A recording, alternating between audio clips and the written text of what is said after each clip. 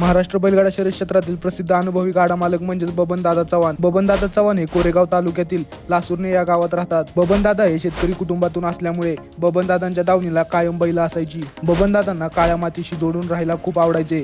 यामुळेच बबनदादांना बैलगाडा शर्यतीचा नाद लागला. गरीब परिस्थिती असल्यामुळे बैलगाडा शर्यत क्षेत्रात उतरण्याचे धाडस बबनदादांना होत नव्हते. पण बैलगाडा शर्यतीचा नाद काय सुटत नव्हता. म्हणून बबनदादांनी सुरुवातीला आपल्या दावणीला शर्यतीची बैल सांभाळण्याचे काम सुरू केले. काही काळातच बबनदादांनी रोमन नावाचा बैल आदत वयात खरसुंडी या गावातून विकत आपल्या दावणीला आणला. बबनदादांनी रोमन बैलाला शर्यतीचे डावपेच शिकवले आणि रोमन बैलाला बैलगाडा शर्यतीसाठी तयार केले. रोमन बैलाने औंधच्या मैदानात महाराष्ट्रातील टॉपचा बैल म्हणून ओळखला जाणारा बिंजोरचा बादशाह मथुर बैलाची गाडी मारली आणि तेव्हापासून रोमनची चर्चा महाराष्ट्रभर होऊ लागली. बबनदादांच्या रोमन बैलाने 50हून अधिक फायनल मध्ये गुलाल जिंकला तर ट्रिपल हिंद केसरीचा मान सुद्धा आपल्या नावावर केला. बबनदादांना सुद्धा बैलगाडा शर्यत क्षेत्रातील कठीण काळाला सामोरे जावे लागले. परंतु बबनदादांचा 40 वर्षाचा बैलगाडा शर्यतीतील अनुभव बबनदादांना शांत बसू देत नव्हता आणि बबनदादांनी आपल्या दावणीला रावण नावाचा बैल आणला. सुरुवातीला रावण बैलाला पायऱ्यासाठी खूप अडचण निर्माण होत होती आणि गुलाल सुद्धा हाती लागत नव्हता. म्हणून रावण बैलाला बैलगाडा शर्यतीत गुलाल मिळवण्यासाठी बबनदादांनी राखलेला डाव बाहेर काढला. रावण आणि बिंजोरचा बादशाह मथुर